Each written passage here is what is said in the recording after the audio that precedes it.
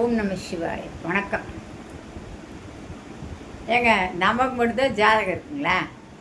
உங்களுக்கு மட்டும்தான் பிறந்த தேதி ஜாதகம் இருக்கா? கிடையாதுங்க.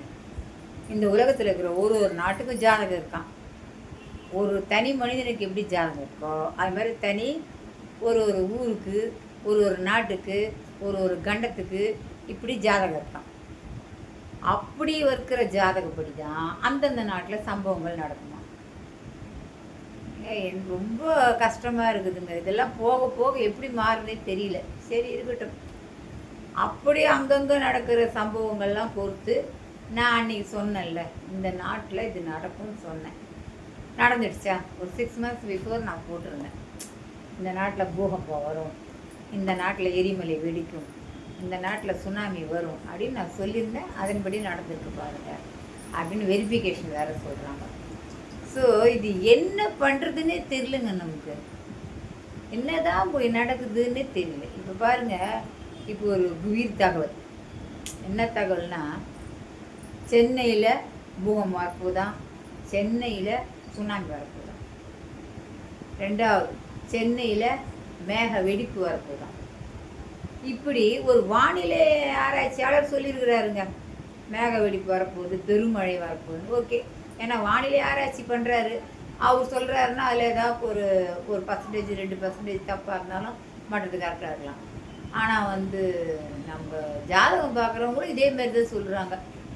இப்படியெல்லாம் சொல்கிறாங்க, பூகம்பம் வரப்போகுது, பாதிக்கப்பட போகுது அப்படின்னு சொல்கிறாங்க. சரி, அவங்க ஏற்கனவே சொன்னதெல்லாம் நடந்திருக்காதுன்னு சொல்கிறாங்கல்ல. அப்போ அதை அரசாங்கம் அதெல்லாம் கேட்டுட்டு தானே இருக்குது. இப்போ நாம் எவ்வளோ கேட்குறோமோ அதே மாதிரி அரசாங்கத்துக்கு எல்லாமே தெரியுமே. அப்போ இது நடக்கும் போதுன்னு தெரிஞ்சு அதுக்குரிய ப்ரிகாஷன்ஸ் எதாவது பண்ணலாமே. யாரும் எதுவும் பண்ணுறது இல்லை. நடக்கும்போதும் சொல்லுவாங்க 6 மாதம் கழிச்சு நடக்குமா, நடக்கும்போது இவங்க நான் அப்போயே சொன்னேன்னு நடந்ததுன்னு சொல்கிறாங்க. இதெல்லாம் எந்த அளவுக்கு உண்மை, எந்த அளவுக்கு பொய் தெரியல.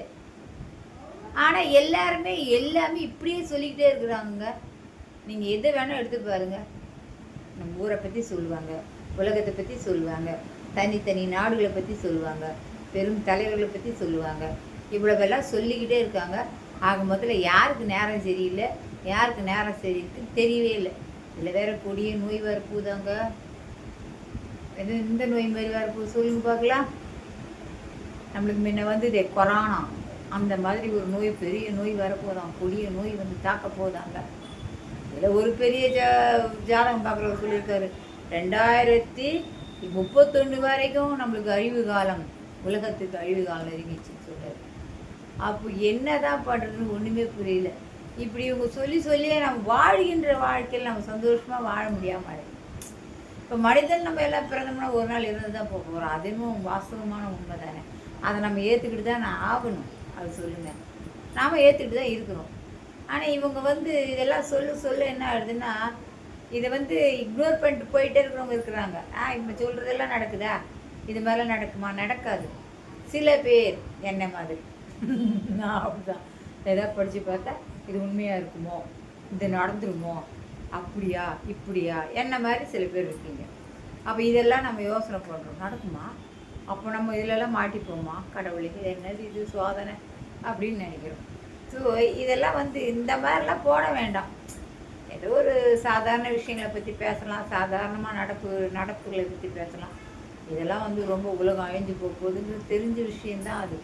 கலிகாலம் களி முத்தி நம்ம கடல் பொங்கி நம்மளுடைய உலகம் அழியும் கலிகாலத்தில் ஏண்டில் அப்படின்னு நம்ம ஏற்கனவே புராணங்கள்லாம் படிச்சிட்டோம். புதுசாக ஒன்றும் நடக்க போகிறதில்ல. ஏற்கனவே நமக்கு எல்லாருக்குமே தெரியும். ஆனால் அது எப்போ நடக்கும், ஏது நடக்கும்னு யாருக்குமே தெரியாது, எவருக்கும் தெரியாது. இவங்க மட்டும் கரெக்டாக டேட்டோட எழுதிய கொடுக்க போகிறாங்க. அதெல்லாம் கிடையாது. அது அழியும் தான். அதையே நீங்கள் ஒரு வருஷமும் சொல்லிக்கிட்டே இருக்கிறீங்க. இந்த வருஷம் அழிஞ்சிரும், அடுத்த வருஷம் அழிஞ்சிரும், இந்த வருஷம் ஏன்? நல்லா இருக்கட்டும், மக்கள்லாம் சேமமாக இருக்கட்டும், இருக்கிற வரைக்கும் சந்தோஷமாக இருக்கட்டும், மக்களை சந்தோஷமாக வாழ விடுங்க. அவ்வளோதான் நான் சொல்லுவேன். இருக்கிற வரைக்கும் அவங்க ஜாலியாக இருக்கட்டும், சந்தோஷமாக இருக்கட்டும். அப்படி இருக்கிறதே ரொம்ப ரொம்ப நல்ல வேலை. அதை விட்டுட்டு அழிஞ்சு தாங்க போக போகிறோம். சுனாமி வரலன்னு அழியாமல் இருக்க போகிறோமா? பூகம்பம் வரலாம் அழியாமல் இருக்க போகிறோமா? அதெல்லாம் ஒன்றும் கிடையாது. எது வந்தாலும் எப்படி இருந்தாலும் நாம் அழிஞ்சு தான் போக போகிறோம். அழியாமல் யாரும் இங்கே சாஸ்வதமாக இங்கே இருக்க போகிறது கிடையாது. அதனால் இந்த அழிவுகளை பற்றியே பேசிக்கொண்டு இருக்காதீங்க. எல்லாரும் நல்லதே பேசுங்க. எனக்கு தெரிஞ்சது அவ்வளோதான். ரொம்ப பயப்படுறோம் எங்களை மாதிரி ஆட்கள்லாம். தயவுசெய்து அதெல்லாம் படிக்க வேண்டாம். நன்றி, வணக்கம்.